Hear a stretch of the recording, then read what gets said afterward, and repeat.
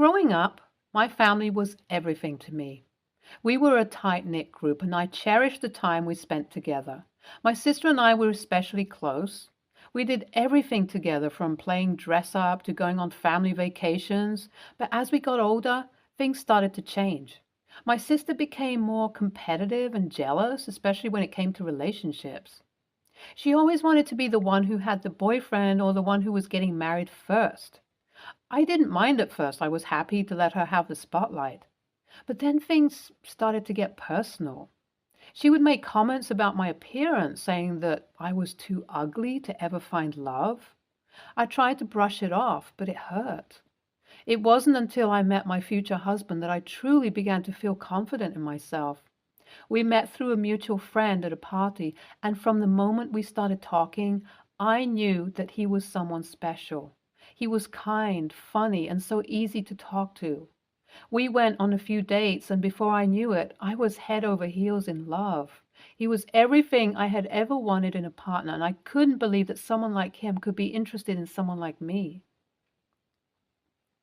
After a few months of dating, my future husband surprised me with a romantic proposal. He took me on a hike up to our favorite spot in the mountains, and when we reached the top, he got down on one knee and asked me to marry him.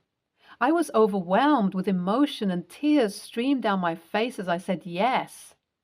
He slid a beautiful diamond ring onto my finger, and we held each other close as the sun set behind us. It was the most beautiful moment of my life, and I knew that I had found my soulmate. I couldn't wait to share the news with my family. But I was also a little nervous about how my sister would react. She had always been competitive with me, and I knew that my engagement would only fuel her jealousy. When I told my parents, they were thrilled for me. They could see how happy my future husband made me, and they couldn't wait to welcome him into the family. They also reassured me that they would handle my sister if she tried to cause any trouble. As expected, my sister did not take the news well. She said things like, "I can't believe someone would want to marry you, and you're too ugly to be loved." I was shocked and hurt by her words, and I couldn't believe that she would stoop so low. But I didn't let her words bring me down. My parents were quick to shut her down. They told her that her jealousy was clouding her judgment, and that she needed to accept my engagement and be happy for me. I focused on my upcoming wedding and was excited to celebrate with my loved ones. Despite my parents' efforts to talk sense into her, my sister continued to make snide remarks about me and my engagement. As the wedding date approached, she became more and more desperate to steal the spotlight away from me.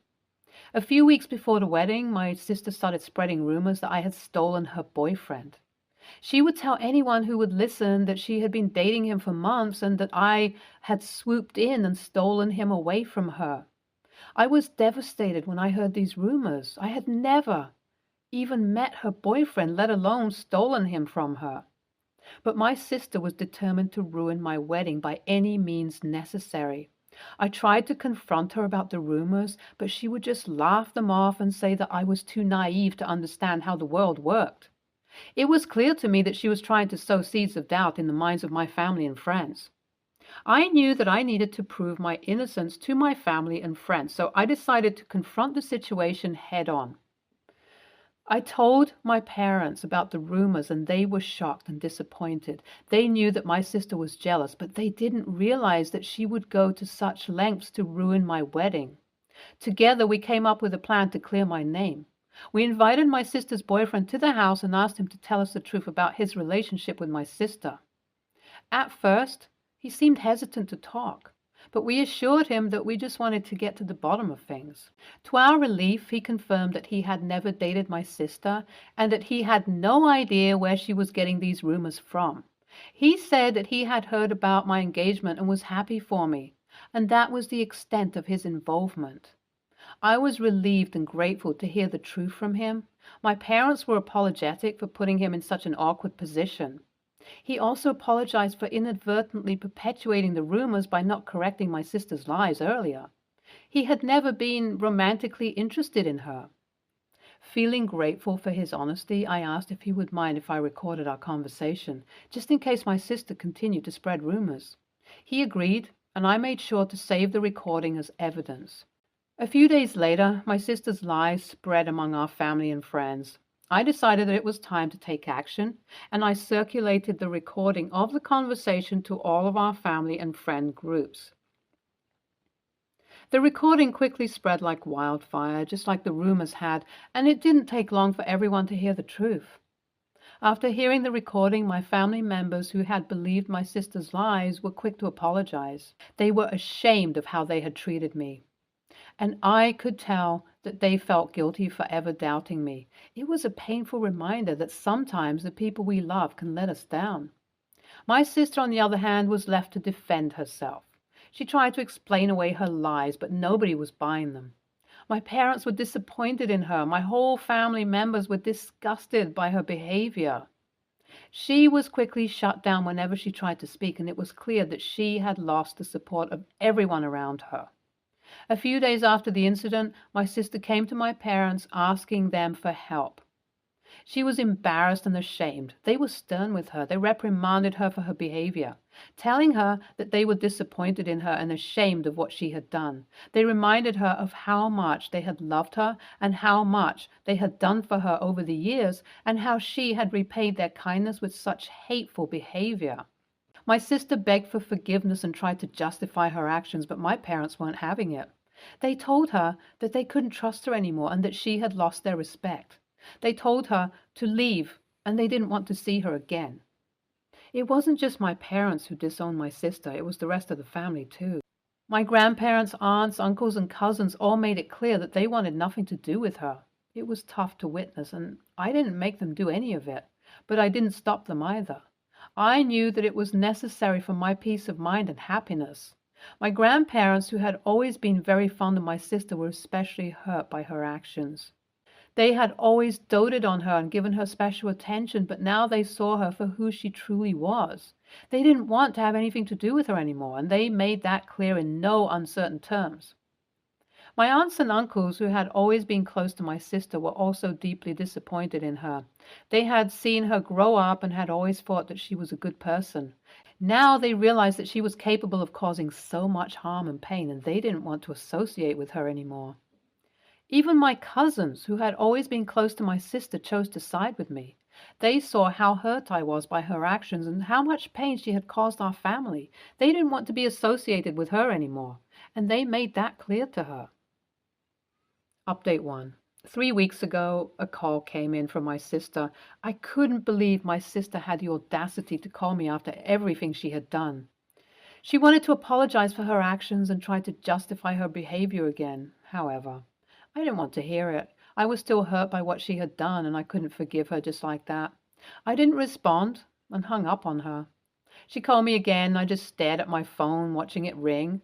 I felt a range of emotions: anger, sadness, disappointment, and even a little bit of pity for my sister. But ultimately, I knew that I couldn't just forgive and forget everything that had happened. I needed time to heal and process my emotions, and I didn't want her to think that a simple apology could make everything okay. Despite the drama caused by my sister, my wedding day was everything I could have dreamed of. The sun was shining, the birds were singing, and I was surrounded by the people I loved the most.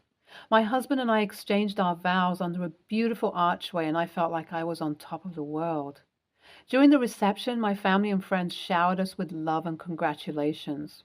My cousins and other relatives who had previously been close to my sister made a point to show their support and make it clear that they stood by me. NTA, OP's sis, is the wrong here. Her jealousy caused her to act destructively, but that's not an excuse. OP's wedding was nearing, and on top of all that, she had to deal with rumors about her character. Brides are already stressed as it is. NTA, her sister is TA. Plus points to OP for not entertaining her apology. The parents had already warned her sister. It's a good thing she got kicked out. She would have only been more of a nuisance. Next story. I, 42, female, am an atheist, and I have a super religious husband, James, 50. We have 2 children, Ashley, 12, female, and Lucas, 10, male. James is Christian, and his family have always been very religious. They never miss church, goes to confession, etc. This has never really been a problem until a few days ago. I always take care of bringing Ashley and Lucas to soccer practices, hockey practices, games, etc. However, Ashley's game was at 8 a.m. over an hour away, and Lucas's game was at 9 a.m. an hour away from home and Ashley's game. Therefore, there was no possible way I could bring both my children to their games. So we agreed that I would bring Ashley to her game and he would bring Lucas to his game. James always insisted that he go to church on Sundays and never went to the 4 p.m. one on Saturdays the church in our town offered. The church in our town offered 3 times, none of which James was able to attend. However, James found a church in the town where Lucas's game was at. Right after his game, James said he would go to the mass after the game. James and Lucas got home nearly 2 hours. I expected them to come home. Lucas was very mad and told the whole story. Apparently, James read the times wrong and left 10 minutes before the game ended to go to Mass. But he forgot about Lucas and made him wait 1 hour. I heard the story from James too, and he said that he got caught up in praying and then talked to the priest. I told him that this was irresponsible of him and that he should have gone to Mass late. He should have gone to the Saturday one, or at the very least, not forgetting about our son. I got to hear a lot of opinions from James's family, but I think that they are biased. AITA? Edit. Forgot to mention that yes, James is a Catholic and James's family believes that religion comes before kids. NTA. From your post, I take it James is Catholic. I come from a super Catholic family, like my parents had 7 priests, the entire diocese at that time. Celebrate their wedding, so I know hardcore Catholicism. You're 100% correct. He could have gone to the Saturday Mass. He could have arrived late. He likely could have found a Sunday evening Mass. Usually at least one parish in an area will have one. He could have left after communion. Not a great look, but technically permissible. He had multiple options that he could have exercised besides abandoning your child for 2 hours. Quite honestly, if James's home priest found out about this, I suspect he would have been pulled aside and given a talk about how God has placed his children in his care, that this is a sacred charge, and how ordinary obligations such as weekly Mass should never come before his children's safety and well-being.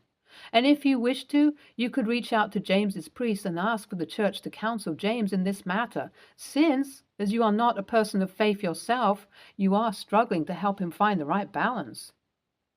Nothing wrong with him being religious, as you seem to have worked together for years. But yes, he was completely in the wrong. He should have changed plans to attend the Saturday Mass, as trying to do too much at once was going to be a problem. And I don't think the Bible says you need to go to church at the expense of your family. Not very Christian of him. And more importantly, he isn't helping his own endgame if he wants the kids to enjoy church, probably pushing his kids away from church if he puts it above them. You are NTA. NTA. Religion is important, but your 10-year-old kid is more important. You can't just ditch a 10-year-old for an hour and excuse it because you forgot. If anything, that's even worse than just leaving him there just because. 10 minutes late to Mass is nothing compared to 60 minutes alone because your dad ditched you for it. Next story. My husband's brother, both 30s male, was adopted at birth. My husband is younger and was not adopted. Their older sister is also biologically related. Our families have been friends since I was a kid, so I guess I've always just kind of known that brother-in-law is adopted. Brother-in-law does not like to talk about being adopted, has never had an interest in knowing anything about his birth parents, and shares a lot of the same physical features as my husband and his parents, so no one ever questions if he was adopted.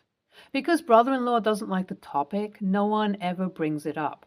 Brother-in-law met his wife, my sister-in-law, in their 20s. When they first started dating, she made a couple of comments about some similar physical attributes between the 3 siblings that made it seem like she didn't know he was adopted. I didn't say anything because it didn't seem like a big deal and it's not my information to share. Both sister-in-law and I are struggling to get pregnant now. We were on a hike, just us 2, and she made some comment about how maybe it's not us and our husbands that have some shared genetics that is the problem. I guess I made a surprised look when she said that. She asked me what the look was about, and instead of saying it was nothing, I told her that it's not my place to discuss, and she should talk to brother-in-law. After we went home, I got some furious texts from brother-in-law that I should not have even indicated that he wasn't biologically related to his family and that sister-in-law was upset. Sister-in-law texted me, upset that we all knew that she didn't know he was adopted and didn't say anything. She said she didn't care that he was adopted, but felt like an idiot that everyone knew but her, and that I should have just told her years ago. My husband says I should have just stayed out of it and went along with sister-in-law's suggestion that it was a shared biological problem. My sister-in-law is mad no one told her, especially me since we are now friends. My brother-in-law is pissed that I told her his secret. I feel like I'm getting blamed for holding a secret that was not mine to give out. Am I really the a-hole here? I didn't mean to expose my brother-in-law's adoption, but I guess I felt a little cornered. Edit. One other thing to note. I kind of thought that she would have figured it out within the last 5 years because our husbands are less than 5 months apart in age. That's also why I think I look surprised. NTA, that's the issue. She's both being blamed for giving away the secret and for keeping it. I don't think it's reasonable for the brother-in-law to expect her to lie. I would apologize to the sister-in-law because it wasn't your information to share. But no one thinks that she's an idiot. He's a brother, and that's how he treated him, and his identity needed to be treated with respect. It was not your place to say. And I would tell your brother-in-law and your husband that while you do respect his privacy, you weren't going to go and actively mislead someone. You never said anything out of respect for the brother's decision to not disclose it, but you also understand your sister-in-law in realizing she was the only one who didn't know, made her feel less, diminished, foolish, and misled. Just because the brother didn't want to say it doesn't mean his wife didn't want to know it, particularly since it was an open secret among everyone but her. Your husband needs to understand that you will not lie to perpetuate something you were just caught unaware, and especially given the fertility question, weren't willing to just go along to confirm the lie while not revealing the truth. Both brother-in-law, sister-in-law, and husband are blaming you for something that is realistically brother-in-law's fault. I 100% understand being private and not wanting to discuss certain aspects of your life. But if you've been with someone for 5 years, married them, and are now trying to start a family with them, you need to tell them certain things, both as a sign that you trust them with the information and because the information has real-world implications, i.e., not being able to get pregnant easily. She should have known sooner, and you were right to say it wasn't your place to tell her. NTA, none of this would have happened if brother-in-law hadn't kept a secret from his wife. You made an unplanned and involuntary facial expression in conversation and, when pressed for more information, told sister-in-law to ask her husband about it. I think that was the exact right thing to do in that situation. It wasn't your information to tell. Sister-in-law is wrong for saying you should have just told her, and brother-in-law is wrong for keeping it from her in the first place. Oh, and hubby is wrong for telling you that you should have lied to cover for brother-in-law. So, more like ESH, except you. Stay tuned for more stories from our girl relationships.